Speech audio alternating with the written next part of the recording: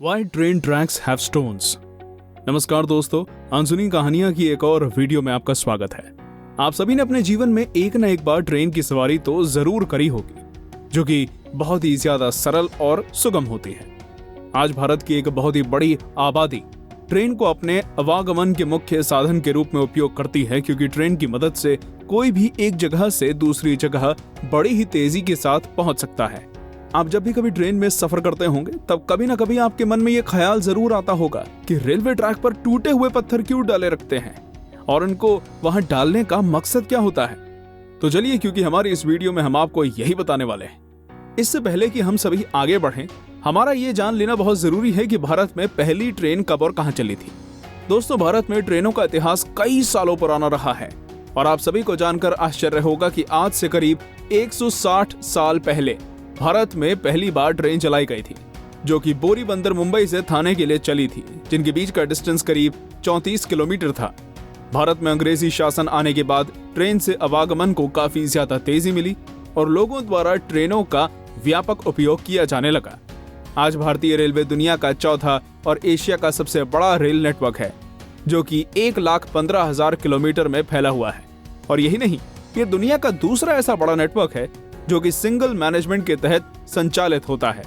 आप सभी को जानकर आश्चर्य होगा कि 2019 के मार्च के महीने तक भारतीय रेलों ने करीब 844 करोड़ यात्रियों को उनके गंतव्य तक पहुंचाया, जो कि अपने आप में एक रिकॉर्ड है।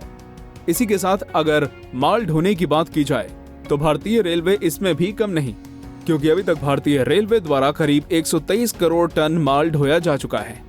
वैसे कि आप सभी को मालूम है, रेलवे ट्रैक के बीच में जो पत्थर डले रहते हैं उनको क्या कहा जाता है? उन्हें कहा जाता है ट्रैक बैलास्ट, जो कि ट्रेन ट्रैक को अपनी जगह पर स्थिर रखने में मदद करते हैं। सरल भाषा में कहा जाए तो ये ट्रैक बैलास्ट पटरियों को थाम कर रखते हैं और उन्हें अपनी जगह से भटकने नहीं देते। दोस्तों, कुछ निश्चित पत्थरों को कुचलकर ट्रैक बैलास्ट तैयार किए जाते हैं और पटरियों के बीच और आसपास डाल दिए जाते हैं, जिनसे पटरियों के बीच लगे रेलवे स्लीपर्स को सीधा और ठीक से रखने में मदद मिलती है।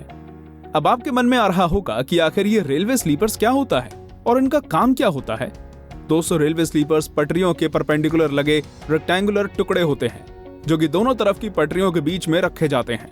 पहले के समय में ये स्लीपर्स लकड़ी के होते थे, पर आज के समय में इन्हें कंक्रीट से तैयार किया जाता है, जिनका प्रमुख कार्य होता है रेल को गेज के लिए पकड़ना और सारे रेल लोड को एक्सेप्टेबल इंड्यूस प्रेशर के साथ बैलास्ट में डिस्ट्रीब्यूट करना होता है। दोस्तों, इंड्यूस्ड प्रेशर वो होता है जिसके तहत पानी के अणुकों को सूक्ष्म पदार्थों के छिद्रों में इंजेक्ट किया जाता है। अब आपके मन में एक और सवाल जरूर आ रहा होगा कि रेलवे ट्रैक्स पर केवल एक निश्चित प्रकार के पत्थर ही क्यों इस्तेमाल किए जाते हैं। इससे पहले कि हम इस सवाल के बारे में जाने, हमें ये जरूर मालूम होना चाहिए कि ट्रैक बैलास्ट को किसी भी तरह के पत्थर से नहीं बनाया जा सकता, क्योंकि अगर रेलवे की पटरियों पर नदी के किनारे के चिकने और गोल पत्थर इस्तेमाल किए जाते हैं, तो वे रेल लाइनों पर एक ट्रेन के गुजरने पर एक दूसरे के ऊपर लुढ़क ढुलक सकते हैं, जिनसे ट्रैक अपनी जगह से हिल जाएगा और अगली ट्रेन आने पर यह कोई बड़े हादसे का न्योता देने जैसा होगा। अगर इस बात के बावजूद हम रेल पटरियों के बीच गलत तरह के पत्थर लगाते भी हैं, तो इससे कोई फायदा भी नहीं है, क्योंकि इनकी वजह से ट्रैक बैलास्ट रेलवे ट्रैक्स को सपोर्ट नहीं दे पाएगा। इसलिए रेलवे ट्रैक्स पर उन पत्थरों का इस्तेमाल होता है जो कि अपनी जगह से ज्यादा हिले डुले ना, बल्कि स्थिर बने रहें, और ऐसे में सिर्फ शार्प एजेस वाले पत्थर ही इस्तेमाल में आ पाते हैं, जो कि ट्रैक को फुल ऑन सपोर्ट देते हैं। आप सभी इतना तो जरूर जान गए होंगे कि ट्रैक बैलास्ट का मेन काम रेलवे ट्रैक को सपोर्ट प्रदान करना होता है, लेकिन इसके अलावा भी ट्रैक बैलास्ट के और भी कई फंक्शंस होते हैं जो रेलवे के लिए बहुत ही ज्यादा जरूरी होते हैं,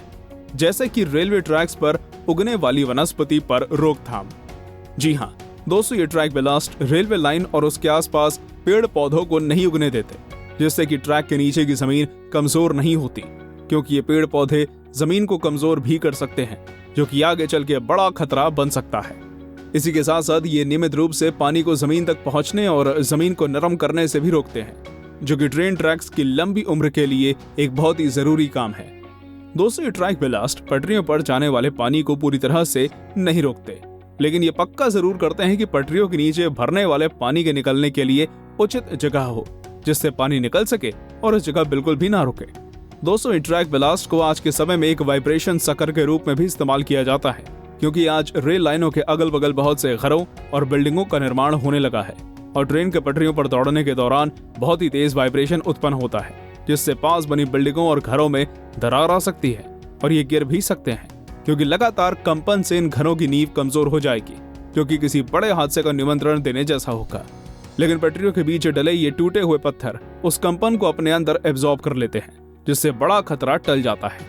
हालांकि आज के समय में रेलवे द्वारा EPDM यानी कि ethylene propylene diene monomer rubber का इस्तेमाल किया जाता है, जो कि हीट, वाटर और अन्य तरह के स्ट्रेन्स के प्रति हाईली रेजिस्टेंस होती है,